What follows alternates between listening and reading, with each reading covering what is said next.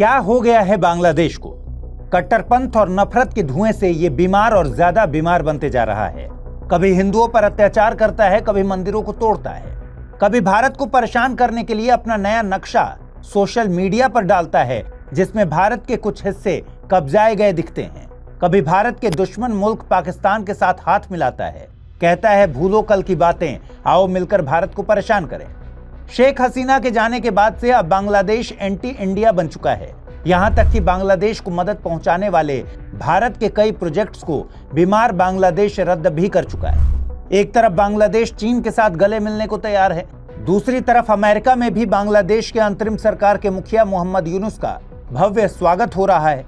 सवाल है, कौन सी नई राजनीतिक बिसात बिछा रहा है बांग्लादेश? बांग्लादेश का रवैया भारत को कितना परेशान कर सकता है? क्यों इंटरनेशनल एक्सपर्ट कहते हैं कि बांग्लादेश का स्थिर होना, धर्मनिरपेक्ष होना भारत के लिए बहुत जरूरी है? आखिर क्यों शेख हसीना के जाने के बाद सिचुएशन बदलती जा रही है? क्या एशिया की जियोपॉलिटिक्स पर बादशाहत के लिए बांग्लादेश का इस्तेमाल एक प्यादे की तरह हो रहा है? क्या बांग्लादेश और भारत के रिश्ते आगे सुधर सकते हैं? बांग्लादेश क्यों मैप कंट्रोवर्सी क्रिएट कर रहा है? क्या बांग्लादेश वाकई भारत के हिस्सों को कब्जाने की हैसियत रखता है? आज बात करेंगे बीमार बांग्लादेश की। आप देख रहे हैं द फोर्थ डायमेंशन। मेरा नाम है अमृत।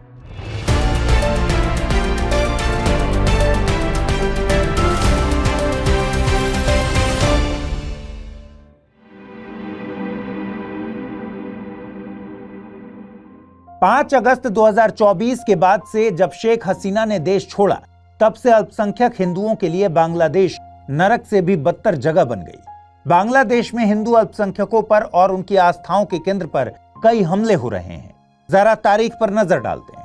6 अगस्त को ढाका में इस्कॉन मंदिर पर हमला हुआ। 12 अगस्त मेहरपुर में इस्कॉन मंदिर पर हमला हुआ। 3 अक्टूबर को कोमिला जिले में दुर्गा मूर्ति पर हमला हुआ। 11 अक्टूबर को सतखीरा के यशोरेश्वरी काली मंदिर से मुकुट चोरी हो गई। 12 अक्टूबर को ढाका के तांती बाजार में पूजा मंडप पर हमला हो गया। 29 नवंबर को चटगांव के 3 हिंदू मंदिरों पर हमला हुआ। 7 दिसंबर को ढाका के इस्कॉन नमहट्टा सेंटर पर हमला हुआ। और भी हमले हुए हैं और होते जा रहे हैं जो यहाँ मेंशन नहीं किए गए हैं। अल्पसंख्यक अधिकारों के लिए आवाज उठाने वाला बांग्लादेश का एक इंपॉर्टेंट ऑर्गेनाइजेशन है, नाम है हिंदू बौद्ध ईसाई एकता परिषद, HBCUC। इसके अनुसार सिर्फ 4 से 20 अगस्त के बीच यानी 16 दिन में ही 2010 ऐसे मामले देखे गए जिनमें 9 हत्याएं, मंदिरों पर 69 हमले और महिलाओं के खिलाफ हिंसा की 4 घटनाएं शामिल हैं। वहीं यूनुस सरकार का दावा है कि HBCUC आंकड़ों को बढ़ा चढ़ाकर बता रहा है और 4 अगस्त से 20 अगस्त के बीच मंदिरों में तोड़फोड़ और अल्पसंख्यकों के खिलाफ हिंसा के 88 मामले ही दर्ज किए गए हैं, जिनमें 70 गिरफ्तारियां हुई हैं। हाल ही में भारत सरकार कहती है कि इस साल 8 दिसंबर तक बांग्लादेश में हिंदुओं के खिलाफ हिंसा के 2200 से ज्यादा मामले रिपोर्ट किए गए। सबके आंकड़े अलग अलग हैं, लेकिन सच एक ही है कि बांग्लादेश में अल्पसंख्यकों, खासतौर पर हिंदुओं के खिलाफ अत्याचार तो हुआ है।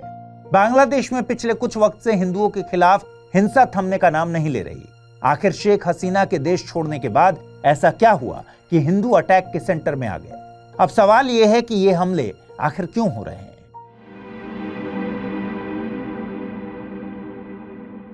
बांग्लादेश में फैले हिंदी भाषा बोलने वाले हिंदुओं का एक औपनिवेशिक इतिहास रहा है। दरअसल ब्रिटिश शासकों द्वारा इस एरिया में किसानी, मजदूरी जैसे छोटे मोटे काम करवाने के लिए बड़ी संख्या में उत्तर भारत से हिंदी भाषी लोगों को यहाँ लाया गया था।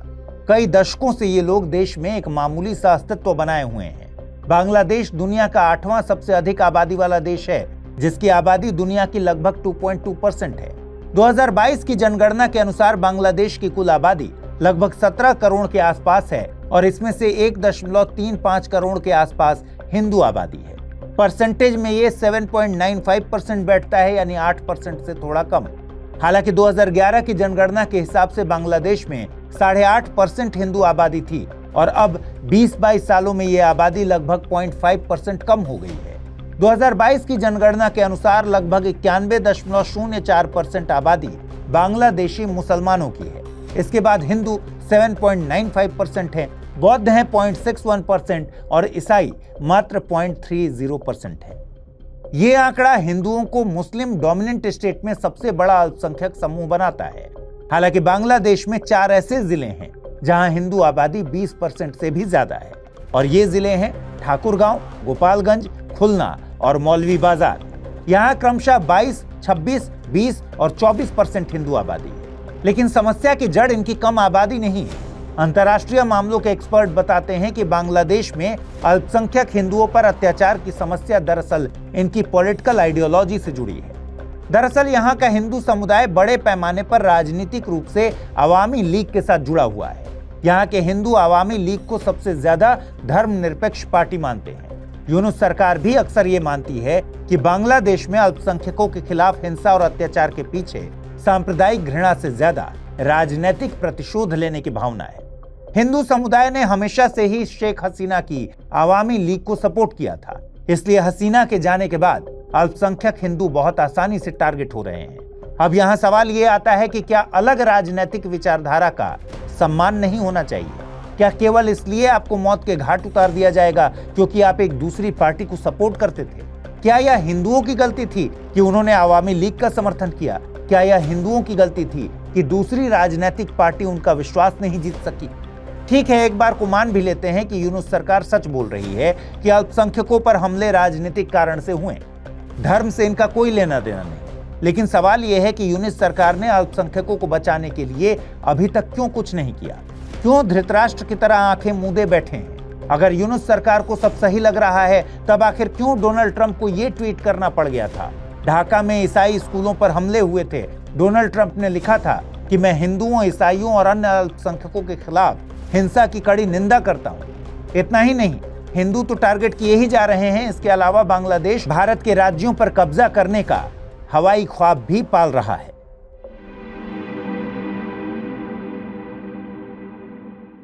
एक व्यक्ति हैं महफूज आलम। ये यूनुस के खास सलाहकार हैं। पिछले सितंबर में न्यूयॉर्क में क्लिंटन ग्लोबल इनिशिएटिव ऑर्गेनाइज हुआ था। इस फंक्शन में यूनुस ने आलम को मंच पर बुलाया और उन्हें शेख हसीना को बेदखल करने के लिए विरोध प्रदर्शनों के पीछे का मास्टरमाइंड बताया।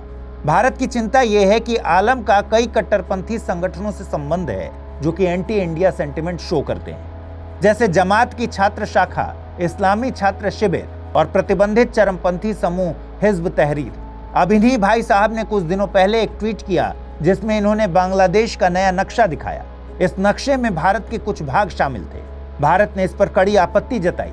महफूज आलम ने भी इस पोस्ट को डिलीट कर दिया, लेकिन दुनिया को यह पता चल ही गया कि बांग्लादेश अब किस दिशा की ओर बढ़ रहा है। देखिए, यूनुस के नेतृत्व में जैसे ही नई अंतरिम सरकार बनी, उसने सबसे पहले जमात के खिलाफ प्रतिबंध को हटा दिया। हसीना ने इस पर प्रतिबंध लगाया था। तब से ही बांग्लादेश में एंटी इंडिया ताकतों ने अपनी जमीन मजबूत कर ली है। सिर्फ महफूज आलम ही नहीं, यूनुस सरकार ऐसे कई छात्र नेताओं से मिलकर बनी है जिन पर जमात सहित कई कट्टरपंथी इस्लामी संगठनों से संबंध रखने का संदेह है। बांग्लादेश में भारत के पूर्व उच्चायुक्त पिनक रंजन चक्रवर्ती के मुताबिक ऐसा लगता है कि बांग्लादेश अब इस्लामी कट्टरपंथ की ओर झुक गया है और यह भारत के लिए चिंता का कारण है। भारत को यह भी चिंता है कि नई सरकार पाकिस्तान के साथ संबंधों को घनिष्ठ बनाना पसंद करेगी, जो कि भारत के सामरिक हितों के लिए ठीक नहीं होगा। पाकिस्तान अगर बांग्लादेश के साथ हाथ मिला लेता है तो पाकिस्तान को भारत के पूर्वोत्तर राज्यों में परेशानी पैदा करने के लिए एक बेस मिल सकता है। पाकिस्तान पहले भी ऐसा ही करता था। अब सवाल यह है कि बांग्लादेश एंटी इंडिया क्यों बनता जा रहा है, जबकि भारत ने अरबों डॉलर का इन्वेस्टमेंट कर रखा है बांग्लादेश में।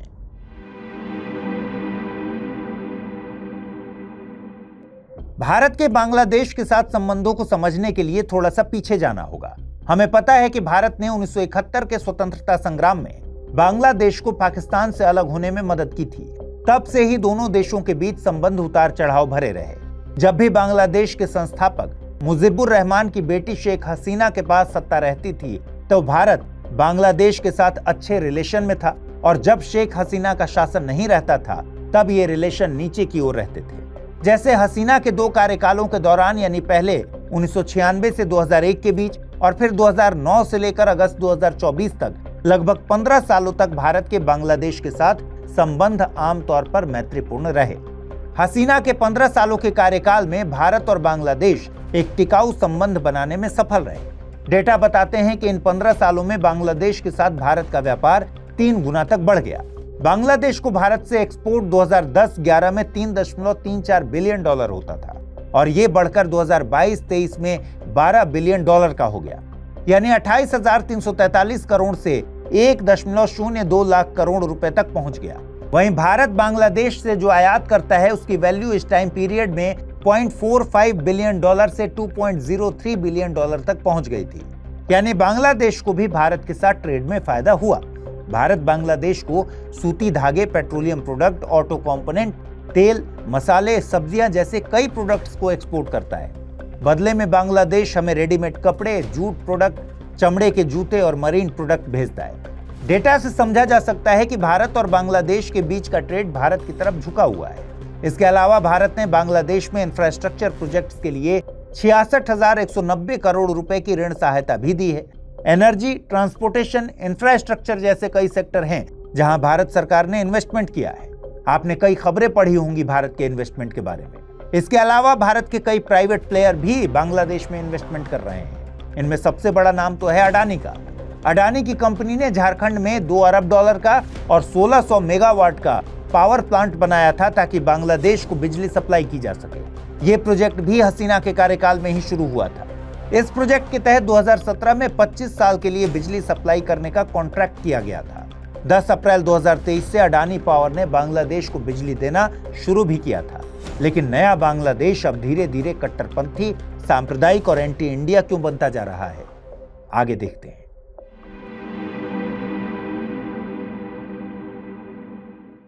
भारत इस बात से चिंतित है कि अन्य बड़ी शक्तियां भी बांग्लादेश में दखल दे रही हैं। ये कंसर्न केवल ट्रेड के लिए नहीं है बल्कि भारत की सुरक्षा के लिए भी है। इनमें भारत का सबसे बड़ा कॉम्पिटिटर तो चीन ही है। हालांकि चीन ने इस एरिया में अपनी बिसात बिछाना तो 2016 में ही शुरू कर दिया था। 2016 में चीनी राष्ट्रपति शी जिनपिंग की ढाका यात्रा के दौरान दोनों देशों ने कई समझौतों पर हस्ताक्षर किए थे। इनमें से एक था बेल्ट एंड रोड इनिशिएटिव। इसके तहत चीन ने बांग्लादेश को अपने belt and road initiative project यानी BRI प्रोजेक्ट्स के लिए 26 बिलियन डॉलर और ज्वाइंट वेंचर प्रोजेक्ट्स के लिए 14 बिलियन डॉलर देने का वादा किया था।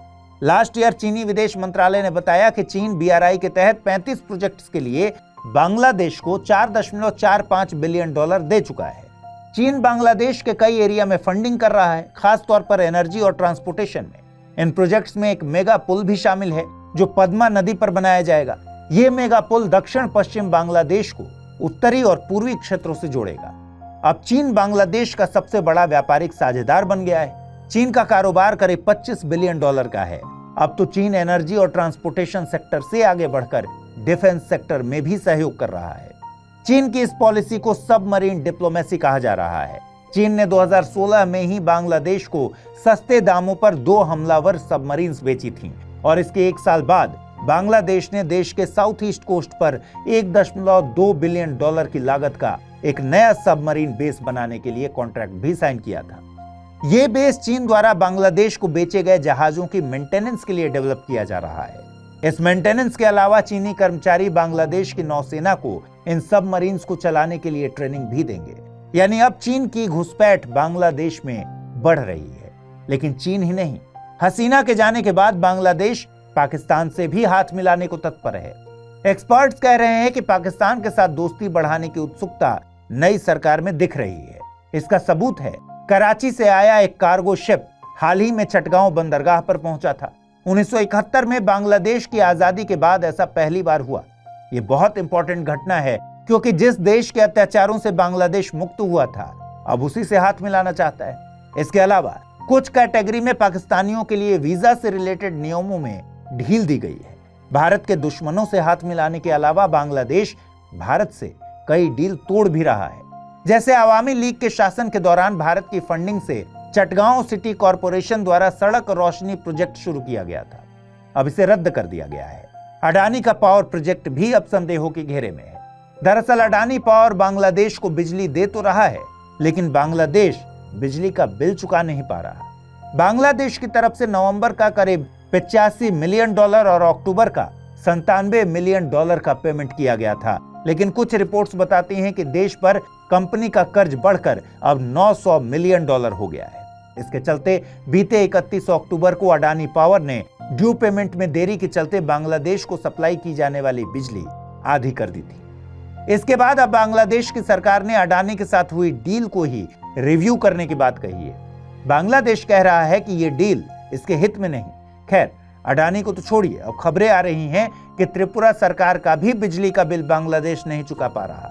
त्रिपुरा के मुख्यमंत्री माणिक साहा ने 23 दिसंबर को बताया कि बांग्लादेश ने बिजली के लिए करीब 200 करोड़ रुपए का पेमेंट नहीं किया। हालांकि त्रिपुरा सरकार ने बिजली के बिल नहीं चुकाने पर कनेक्शन काटने जैसी कोई बात नहीं की, लेकिन बांग्लादेश है कि मानता नहीं। ये लगातार भारत को परेशानी देने वाले कदम उठा रहा है। क्या चीन और पाकिस्तान की करीबी बांग्लादेश को भारत से दूर धकेल रही है या मसला कोई और है?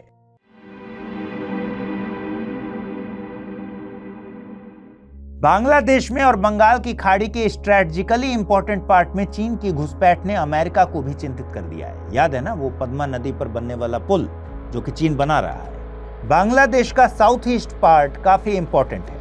दरअसल अमेरिका भी चाहता है कि बांग्लादेश अमेरिका को एक छोटे से आइलैंड सेंट मार्टिन को सैन्य अड्डे के रूप में इस्तेमाल करने के लिए लीज में उसे दे दे। ये आइलैंड म्यांमार से सिर्फ 8 किलोमीटर दूर सिचुएटेड है, लेकिन एक्सपर्ट्स का मानना है कि अमेरिका इसे चीन और म्यांमार की एक्टिविटी को वॉच करने और मलक्का स्ट्रेट की निगरानी के लिए अपने पास रखना चाहता है। मलक्का स्ट्रेट की इंपॉर्टेंस तो आपको पता ही है। ये माना जाता है कि जिसका भी यहाँ कब्जा होगा वो पूरे एशिया पर राज करेगा। दोस्तों, ये आइलैंड इतना इंपॉर्टेंट है कि इसने कथित तौर पर शेख हसीना की गद्दी छीन ली थी। दरअसल इस साल जनवरी के आम चुनाव से पहले शेख हसीना ने दावा किया था कि एक व्हाइट पर्सन ने उन्हें एक डील ऑफर की। डील थी सेंट मार्टिन आइलैंड अमेरिका को दे दो और बन जाओ फिर से पीएम। पर शेख हसीना ने ऐसा नहीं किया। हालांकि अमेरिका ने ऐसी किसी भी डील के लिए इनकार किया है, लेकिन पैरेलली शेवरॉन और एक्सॉन मोबिल जैसी कई US based multinational oil and gas कंपनियों ने बांग्लादेश में तेल और गैस खोजने के लिए बोली लगाई थी। ये प्रोजेक्ट्स कई खरबों डॉलर के थे और इनका कमर्शियल और स्ट्रैटेजिक दोनों इंपॉर्टेंस था। कहा जाता है कि अमेरिका ने इसके लिए हसीना सरकार पर दबाव डाला। इसलिए कई इंटरनेशनल एक्सपर्ट्स मानते हैं कि शेख हसीना को सत्ता से बेदखल करने में अमेरिका का हाथ था, क्योंकि वो इनके काम नहीं आ रही थी। इसके उलट यूनुस को अमेरिका का करीबी माना जाता है। जब इन पर हसीना सरकार द्वारा घोटालों का आरोप लगाया गया था, तब यूनुस ने अमेरिका में ही जाकर शरण ली थी। आपने कई वीडियोस भी देखे होंगे जहां मोहम्मद यूनुस को अमेरिका के बिल क्लिंटन और जो बाइडेन के साथ देखा जा रहा है। यानी पता चल रहा है कि बांग्लादेश को चीन का भी साथ चाहिए और अमेरिका का भी। आखिर क्यों?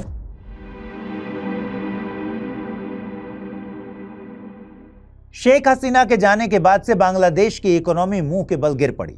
वर्ल्ड बैंक ने अक्टूबर में एक रिपोर्ट जारी की थी जिसमें बताया गया कि 2024 में बांग्लादेश की जीडीपी ग्रोथ 5.2% थी और साल 2025 में इसकी ग्रोथ 4% रहने की संभावना है। यानी ग्लोबल रेटिंग भी बांग्लादेश की कम हो जाएगी और इंटरनेशनल इन्वेस्टमेंट वगैरह ये अट्रैक्ट नहीं कर पाएगा। देश के बैंकों के बारे में कहा जाता है कि वे आईसीयू में हैं। इसके अलावा बांग्लादेश में महंगाई जबरदस्त लेवल पर है। ये साल 2024 में औसतन 9.5% रही और इसके आगे बढ़ने की भरपूर उम्मीद है। बेरोजगारी दर बहुत ज्यादा है, खास करके शहरी क्षेत्रों में।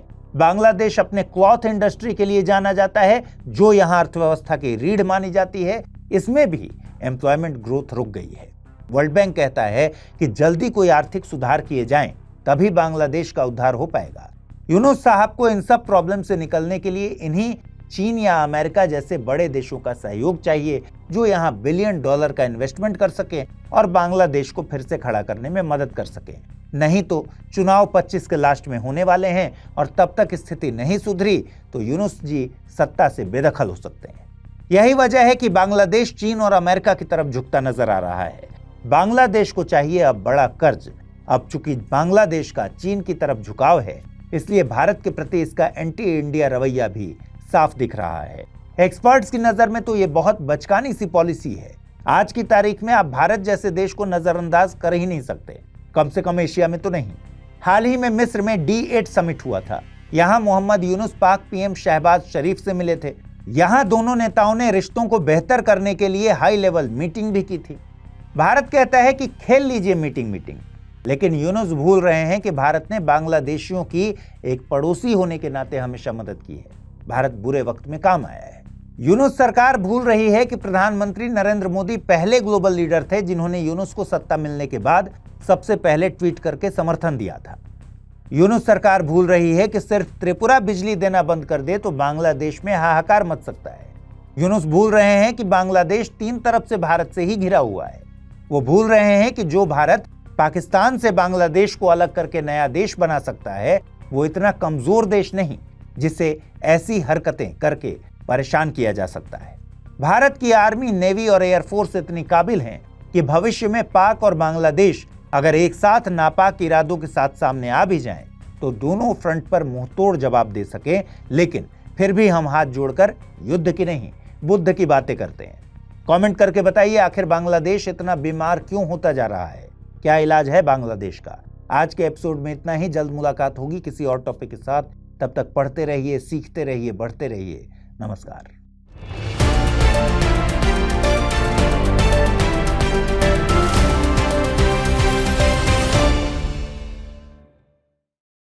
हिंदी में यूपीएससी की तैयारी से संबंधित प्रोग्राम्स को देखने के लिए सब्सक्राइब करें स्टडी IQ IAS हिंदी।